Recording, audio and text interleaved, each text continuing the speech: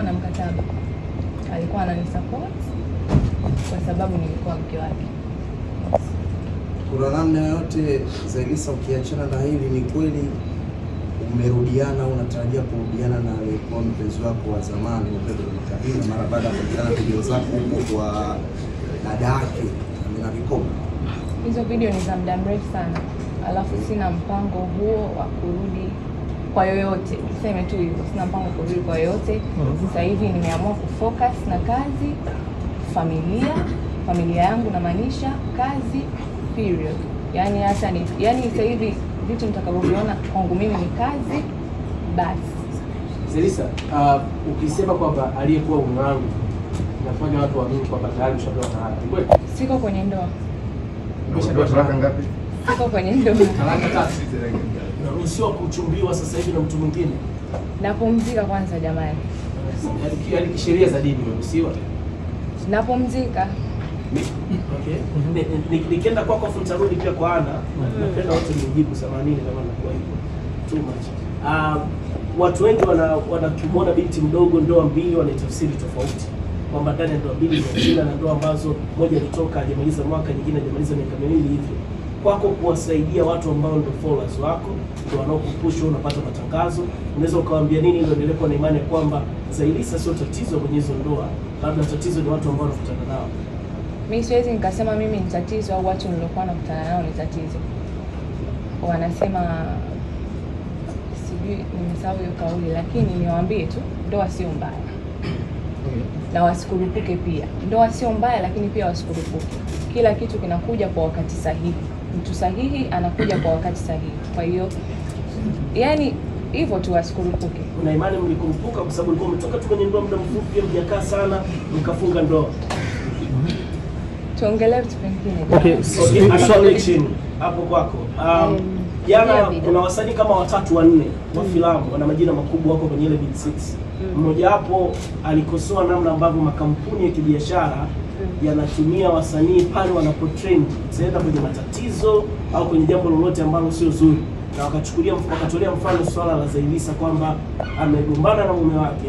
First ameshaonekana anakuja kufanya press na inaonekana kuna kampuni itaonyesha ina renew mkataba au inasaini naye.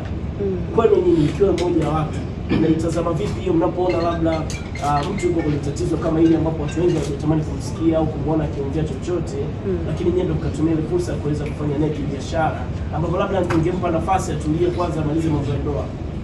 Okay, asante Vido. Kama nilivyotangulia kusema, unakumbuka nilisema ajira na biashara zina hisia? Yes. Sio kama ulinielewa vizuri. Na hiyo mtu yeyote yule anatakiwa kulijua, hata wewe. Ajira na biashara zina hisia.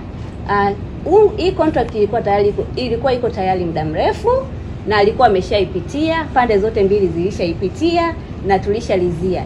Ilikuwa tusaini wiki ile, mimi nilikuwa nimesafiri kwenda Mwanza na yeye Zailisa akawa na mambo mengine. Kwa hiyo imetokea hivi, tunahitaji kutoa project. Kwa hiyo hatuwezi kutoa project pasipo kurenew contract.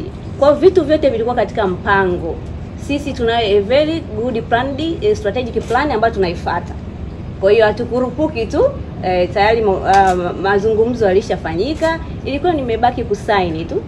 Na kwa sababu ni mkataba mpya ambao unakuja na kampeni kubwa ya vazi asili harusini, tukasema hatuwezi kusaini tu hivi, lazima kuwepo na uwepo wa media. Kwa hiyo iko hivyo. Ajira, biashara hazina hisia.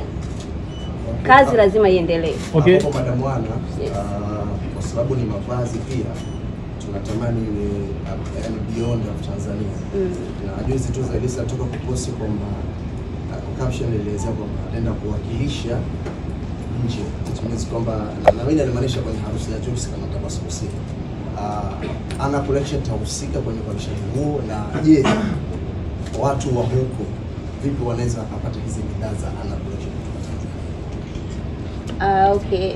Nadhani ile caption alikuwa tu anauliza audience yake namna gani, kwa sababu pengine alipata caption ambayo ina direct hivyo akawa anauliza, lakini tunazo project ambazo tutafanya. Kwa mfano, tunayo project moja ya kwenda Qatar ambayo inatangaza utamaduni wa Tanzania.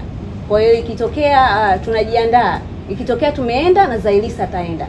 Sisi kama Ana Collection tutampeleka Zailisa Qatar kwa ajili yeye aweze kuwa model na kuonyesha mavazi hayo yanayodumisha utamaduni wetu. Kwa hiyo kwa kila project ambayo tunafanya, iwe mambo ya technology, Zailisa atafanya, iwe arts and design, Zailisa atafanya. Kwa hiyo kwa kila project tutamtumia yeye kama kivutio cha kutangaza utalii kupitia fashion au mavazi kwa ujumla.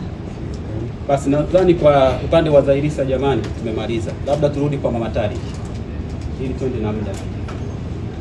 Lakini ndio swali la Mama Tari. Tutaenda na nani sasa? Ndio swali kwa Mama Tari. Mwenye swali. Mwenye swali kwa Mama Tari?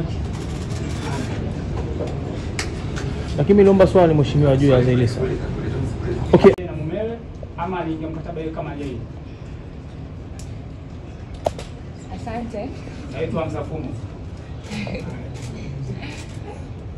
Kwanza kabisa kuhusu mkataba wa kwanza,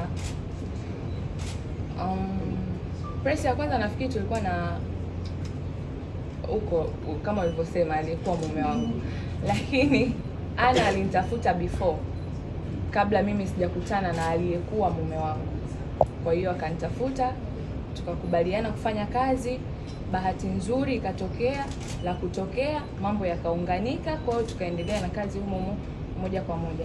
Na kuhusu faida ambazo nimezipata mpaka nataka kuendelea kufanya kazi na Ana, ziko nyingi ambazo siwezi kuzisema mbele za watu.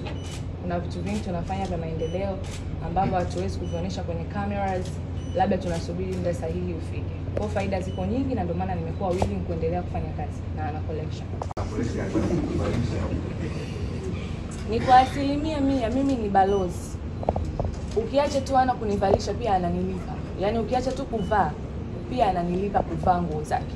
Kwa hiyo hawezi akanilipa nivae nguo zake afu mimi nitoke nilipie hela ili ninunue nguo zake. Hicho kitu hakiwezekani. Kwa hiyo kila ninachokivaa kutoka Ana Collection ni jukumu la Ana Collection na wanafanya nikiwa kama balozi, na ukiacha kuvaa tu pia wananilipa. Kama alivyosema Mama Tariq, atapendeza na ataingiza pesa pia. Na ndio hivyo ilivyokuwa kwangu mimi. Nilikuwa nalipwa na navaa na nitaendelea kuvaa na kulipwa. Kupelekea baadhi ya makampuni yakamwamini kufanya naye kazi ikiwemo nyinyi. Leo hii wewe kwa kuwashuhudia Watanzania, hilo vipi? Hata kama ni kweli aliongezea, ndio unazungumzia akiwa ameshaondoka. Labda hilo anaweza kalijibu mwenyewe, lakini nachoweza kuongelea kuhusu sisi ni kwamba visibility ndio inamfanya mtu aonekane na nguvu ambayo inaweza kupush.